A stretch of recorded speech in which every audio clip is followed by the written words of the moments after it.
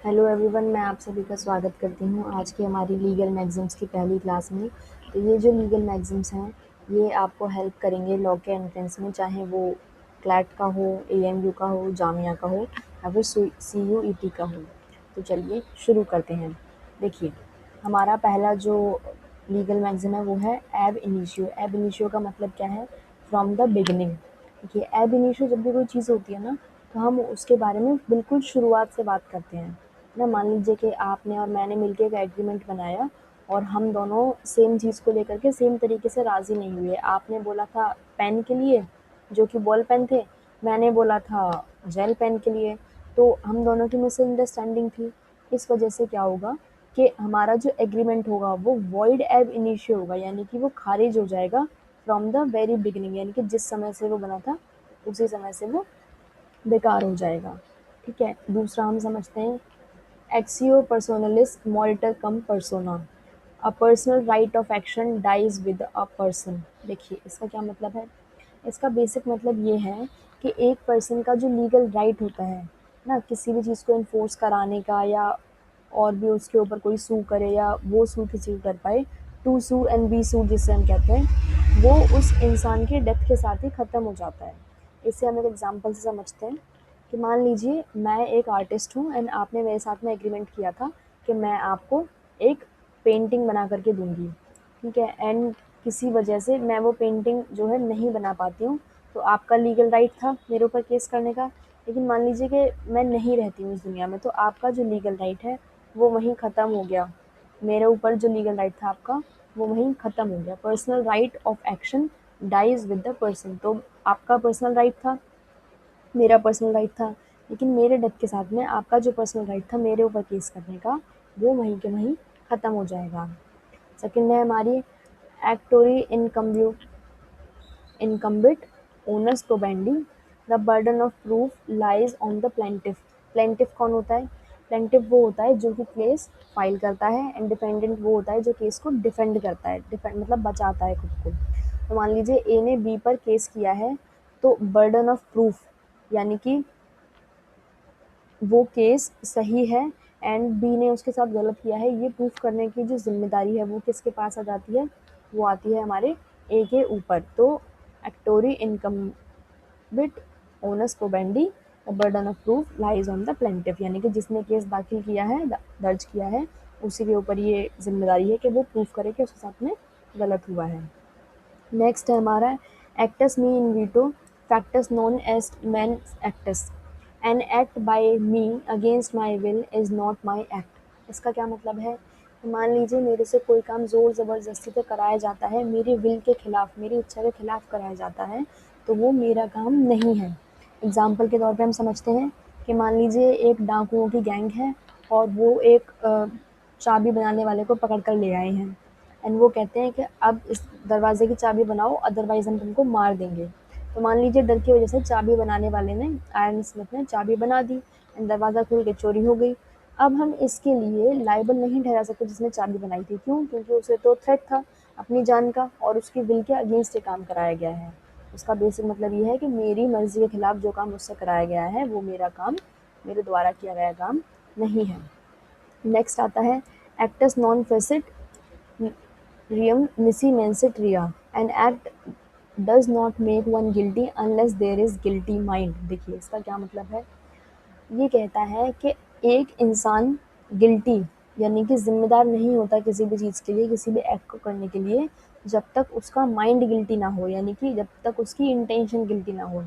For example, कई चीज़ें हम मिस्टेक में कर देते हैं तो उसके लिए हम गिल्टी नहीं ठहराए जा सकते। आप मान लीजिए कि आप रास्ते से जा रहे थे एंड आपने एक नीचे, एक मान लीजिए अर्थवॉर्म चल रहा था एंड आपने उसको नहीं देखा और आपने उसके ऊपर पैर रख दिया और आप आगे बढ़ गए और वो उसकी वजह से मर गया। तो आपकी इंटेंशन तो नहीं थी उसको मारने की, लेकिन वो गलती से मर गया। उसके उसका दूसरा ऑपोजिट एग्जांपल समझते हैं कि मान लीजिए आप रास्ते से जा रहे थे, आपने देखा अर्थवॉर्म जा रहा है और आपको लगा बहुत गंदा, आपने सोचा इसको तो यही मार दूंगा मैं, तो आपने उसको मार दिया। तो आपने अपने दिमाग में पहले गंदा इंटेंशन बनाया, गिल्टी माइंड था आपका, आपके दिमाग में ये बात थी कि मैं उसे मार दूंगा। इस वजह से क्या होता है, आपका जो एक्शन था वो गिल्टी एक्शन हो गया। तो आप इसके लिए जिम्मेदार हैं। तो ये क्या कहता है कि यदि किसी इंसान के पास में गिल्टी माइंड नहीं है, यानी कि बेसिकली मेंस रिया नहीं है, intention of committing that crime नहीं है, तो हम उसे गिल्टी नहीं मान सकते।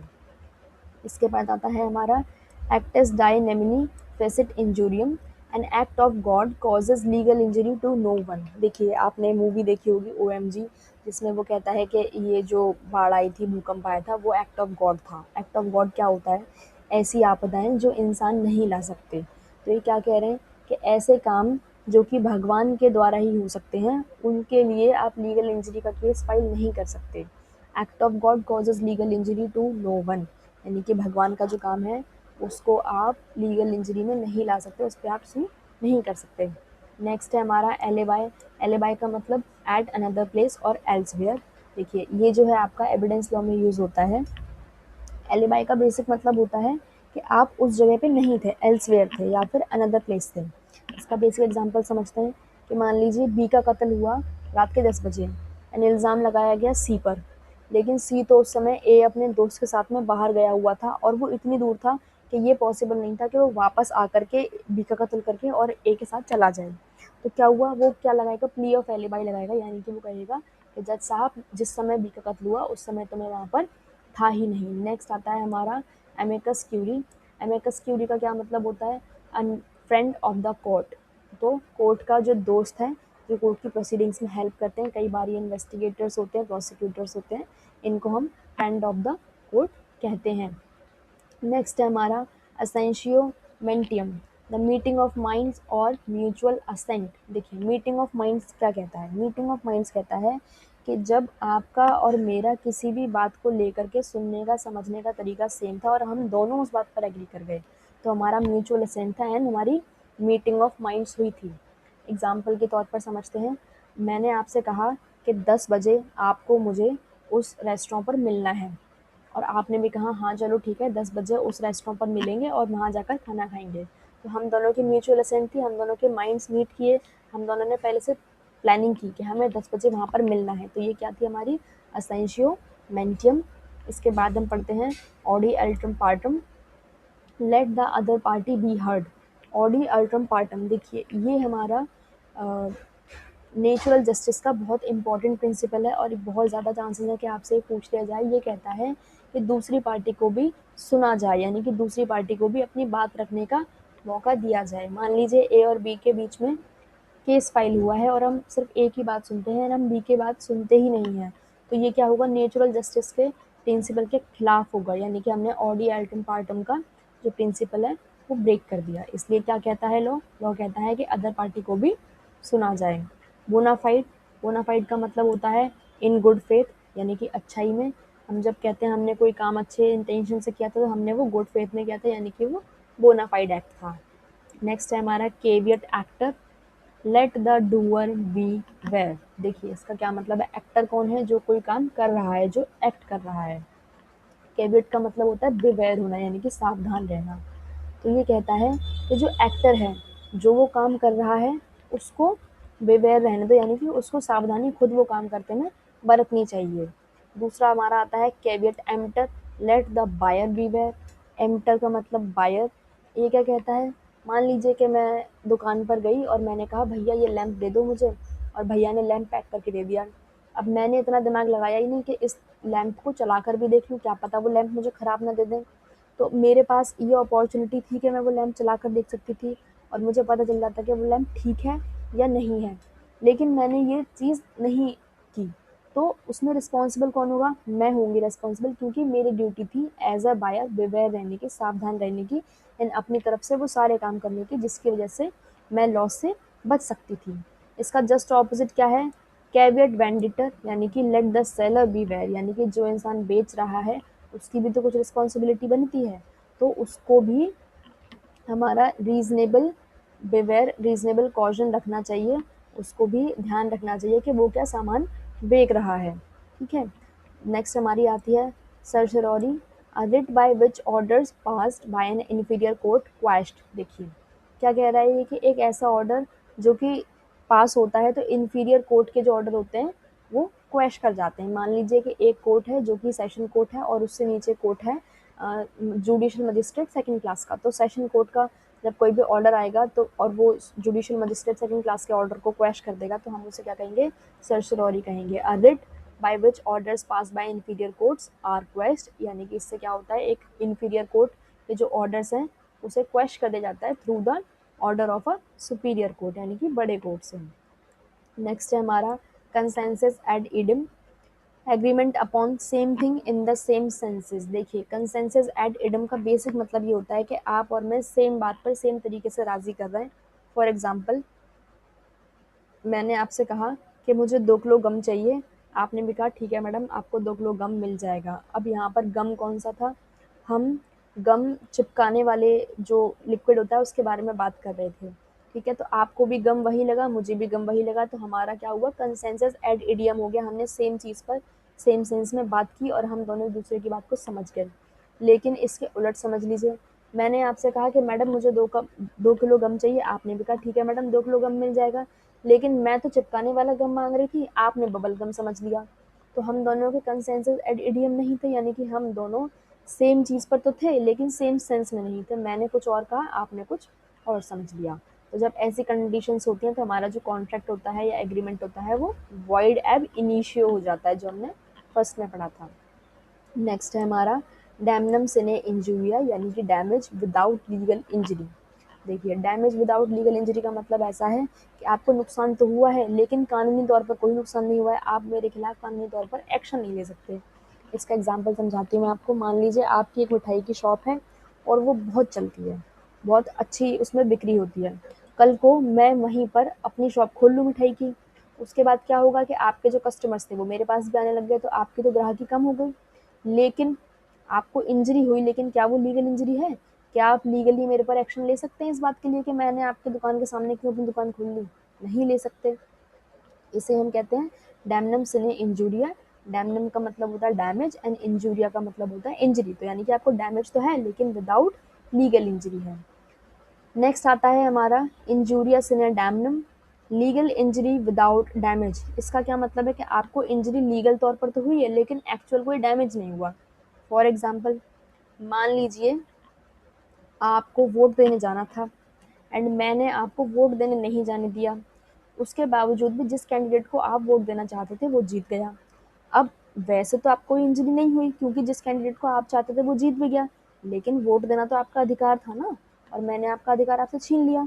तो क्या हुआ यहाँ पर, आपको लीगल इंजरी हुई है लेकिन एक्चुअल कोई डैमेज नहीं हुआ। तो ध्यान रखिए, जब इंजूरियस इन डैमनम होता है यानी कि इनलीगल इंजरी होती है विदाउट डैमेजेस, तो आपको कंपनसेशन मिलता है।